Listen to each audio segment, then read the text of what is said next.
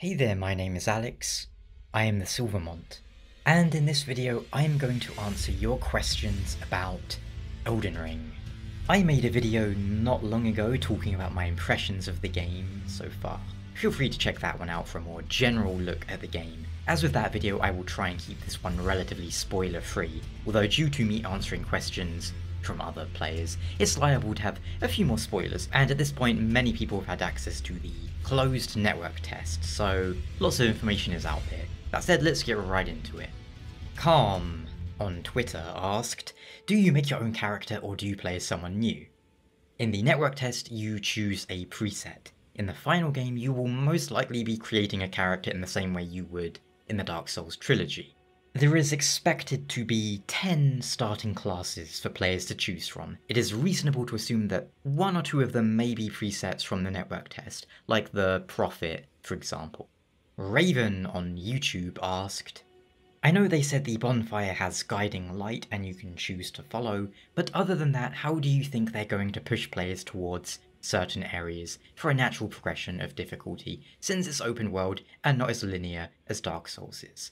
Just a thought. Love the videos by the way. Judging from the first area, I believe that we won't be able to tackle the game world with complete freedom. To use a comparison, think about how in Dark Souls 1, you have to get to Anor Londo in a fairly linear path, then after Anor Londo you can choose which of the Lord areas to do in which order. We'll have to work our way through the first, maybe second kingdom before we have a choice of which to tackle. Think of the world as a cross, or a plus sign. If we start at the tip, or the apex of one of the points, we need to work our way to the centre before we can explore the other points, right? We can't just jump from point to point. As for how they will guide us, I think for the most part they'll just use landmarks. When you start out in Elden Ring, you'll see the first main dungeon almost immediately on the horizon. Along with the graces leading you there, your eyes are drawn to it naturally, and players are going to be like, oh, what's that up there? I want to go and have a look. If we see something on the horizon, chances are we're going to waddle over to it and investigate. James asked, what do you think the odds of the Patches and the Moonlight Greatsword making an appearance are? Well, I wouldn't be surprised if Patches shows up. Personally, I'm hoping that he has been retired. His appearance in Dark Souls 3's Ringed City felt like a great send-off for the character, and I think his surprise cameos have more or less run their course, in the traditional sense. Patches the Spider was nice, but in terms of standard Patches who shows up and bamboozles us and kicks us down a hole, unless they get creative, I'd rather he not return. He got a nice send-off, he doesn't need to keep coming back. As for the Moonlight Greatsword, I'll be very surprised if it doesn't show up. The moon seems to play an important role in Elden Ring. For starters, it's absolutely massive. You can see a sun-like object moving through the sky, but it's tiny compared to the moon. Two objects dominate the Elden Ring night sky more than any other: the Erd Tree and the moon. And on top of that, it appears to play an important role in other areas. So if the Moonlight Sword isn't in the game, I will be surprised. I hope it is, and I hope they have a cool spin on it once again. It's one of my favourite weapons to use as I just love the way it looks. I love laser beams and I love green laser beams, and the Moonlight Greatsword is usually kinda greenish, so if I find it, I'm gonna use it. Scythe Venom Drone asks, weapon skills, what are they? Are they tied to specific types of weapons? If so, how interchangeable are they? How many can you have active at once? Well, they are effectively weapon arts from Dark Souls 3. The main difference being that instead of being tied to weapons, they are items that you find in the world, then you equip them onto weapons at graces, which also gives you the option to change their scaling. If you had a lightning one, for example, as well as making your longsword shoot lightning for the weapon art, it would give you the option to change it to lightning scaling and damage type. And there's one per weapon. Certain unique weapons have unique skills as well, and for the most part they seem to be like, this weapon art can be equipped onto any small weapon or any melee weapon, so they're quite varied in that sense, you could say. And yes, I believe they're called Ashes of War, but I'm gonna keep calling them weapon arts for the time being, same way I'm gonna keep calling graces bonfires, just until it, penetrates more into the mindset, shall we say. That's a weird way to put it. Ultra Instinct Shaggy, nice, asks, can you give a bit of an overview on what bosses generally feel like? For example, are you playing more defensive and waiting for the perfect opportunity like Dark Souls, or is it more like Bloodborne where you're more aggressive? Both seem viable. The new counterattack is very effective on bosses if you time it right, but you can also fight them in the same way you would a Bloodborne boss. One thing I noted, a few bosses have long combo strings, comparable to bosses such as Gale from Dark Souls 3. And unlike Dark Souls 3, where almost every boss had, 2 or 3 phases, Elden Ring seems to be more like there are major bosses who might have multiple phases, but then also like mini bosses who aren't really very tough. It's one of the ways that this game reminds me of Dark Souls 2. Dark Souls 2 had loads and loads and loads of bosses, but a lot of them weren't really major bosses. They were just like little mini bosses. That and power stancing being back, yeah, in some ways I do get Dark Souls 2 vibes from this, in a good way. Lenny asks, it looked like there was some kind of stealth mechanic in the gameplay trailer, i.e. crouching. Is this an actual playstyle with stats related to stealth, or is it more like what we had in the game I can't pronounce, Sekiro? Thanks in advance. Stealth is effectively just crouching, as you can walk up to things and bop them, usually with a backstab, but if you hit an enemy who hasn't detected you, there will be a damage bonus, so I suppose you could launch a stealth sorcery too. There aren't any stats that seem to affect stealth, so far as I can see. Dexterity has like a slight thing on falling damage, I think, but no, stealth is not really tied to anything in particular.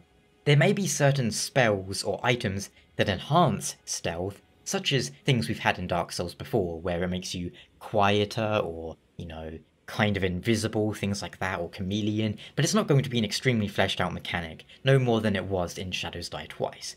At most, I imagine there might be an enemy the game encourages you to avoid. Let's say you go into a dungeon and there's this special enemy that if it sees you, it does something nasty. Kind of like the jailers in Dark Souls 3, but at the same time, there's nothing stopping you from running up and clonking them on the head. Crowbar asks, is it mainly about dragons and magic again? Honestly hoping to see a new theme, just like how distinctively you can tell apart Shadows Die Twice to Bloodborne. It is hard to say what the theme is just yet. All we can do is speculate. I will say there are a few terms that are often brought up, such as astrology and, in general, things related to gold and graces. I mean, our character is tarnished. We are tarnished gold. You could think of that the same way as like rust.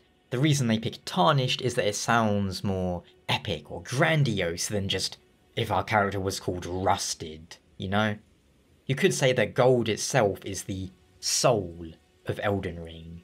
Randall the Vandal says, I want to learn more about the summoning of enemies. I want to make a build based solely on that. Well, the only stat that seems to have a direct influence is the mind stat, which gives you more FP.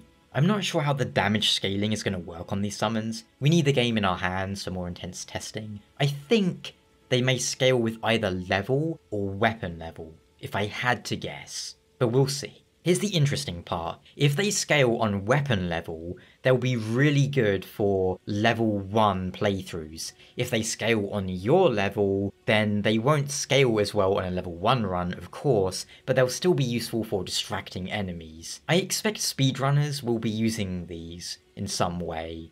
We'll see though. Having more FP will certainly let you use them more though, and they can be a powerful option. That guy asks, it seems a lot more like Sekiro than Dark Souls to me. What do you think? Well, I'd say it's more like Dark Souls in my opinion. Donut Swordsman asks, can you finally sheath your weapon? Not in particular, only in the same way you could in Dark Souls by toggling what you're using.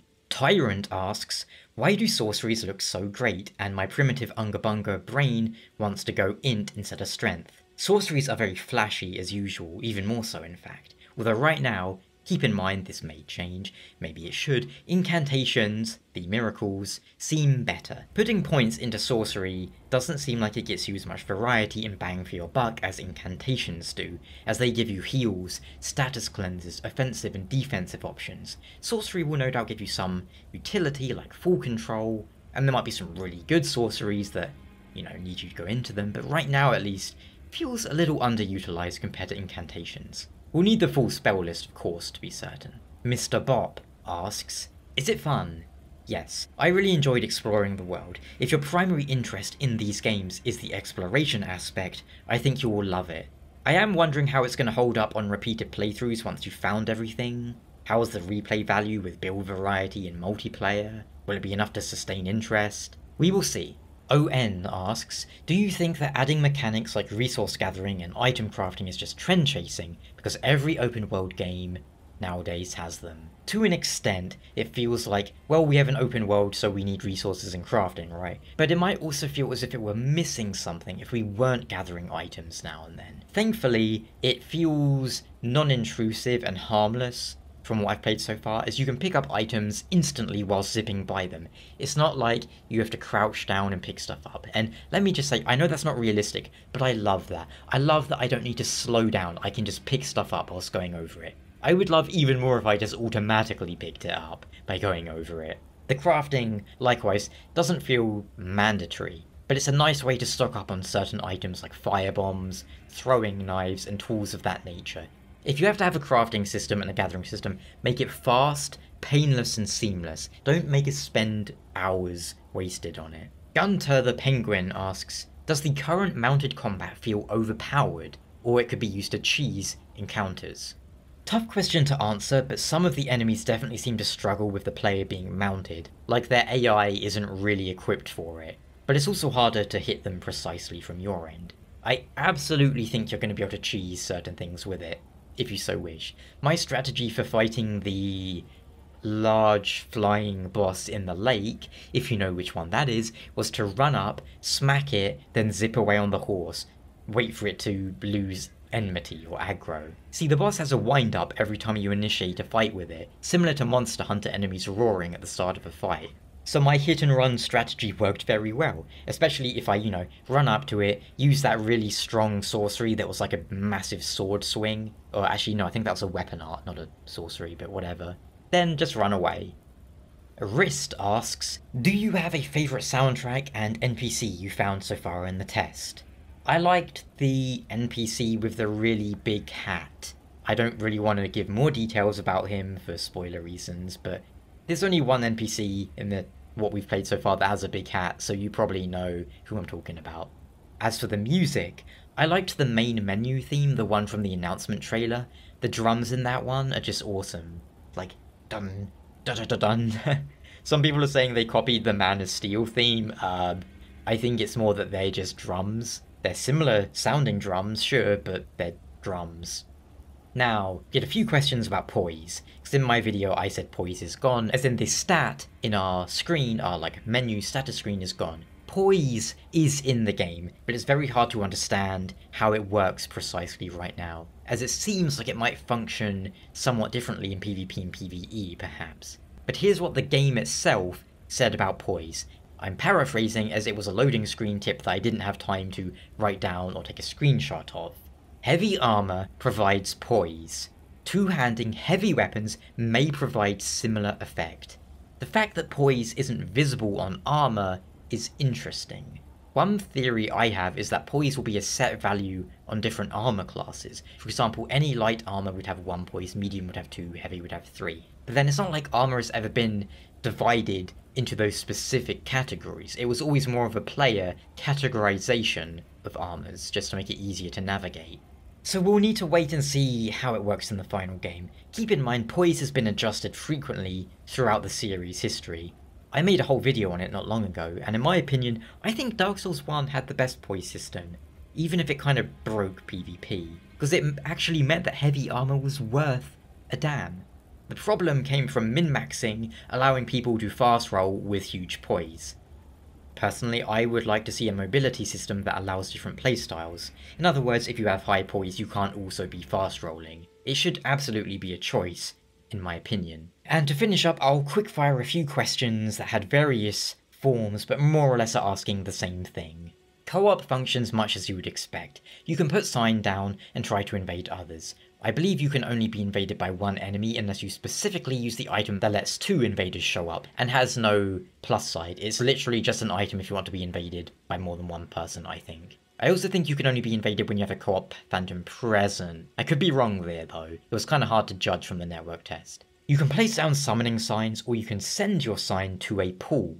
Effectively, this means that at many bonfires, you will see a little statue nearby that you can touch. Touching this adds it unlocks it to your collection. So when you put your sign down, when you send it to a pool, it can show up at any of the pools you have unlocked so far, even if you're nowhere near them at that time. Basically, this means co-op will be easier because you don't need to worry about finding a specific spot to put your sign down. You can just send it to any pool. Of course, you can put it down in specific spots if you prefer. Co-op seems to make bosses and enemies stronger as usual, having more health as expected. Arcane is an item discovery stat. It may boost certain spells as well. Think of it as the luck stat though from Dark Souls 3. It's mostly for a singular function, but it might interact with other things too, like how luck worked with hollow infusions and bleeding and whatnot. Gestures are back. There are some that have your character making noise, like going, "Hey, here," and all that. There is, of course, the sassy, leaning gesture, which is my favourite. You can turn off the compass if you turn off the entire HUD. If you have it set to auto, the compass will remain, but your health bar and item slots will vanish. An option to turn the compass off whilst keeping everything else on in the final game would be a nice touch. I would like that, just as an option. And that about does it. Again, if you have any questions still not covered, please ask them down below and I'll get back to you ASAP. I cannot wait to explore more of Elden Ring, and in particular, I can't wait to explore it in co-op. That's going to be my favourite thing to do. Exploring is really fun, whether it's in real life or in video games. Exploring with your friends is even more fun. I am really looking forward to that. For the time being, thank you so much for watching, and let me know what sort of Elden Ring content you would like to see going forward on my channel. Until then, see you soon.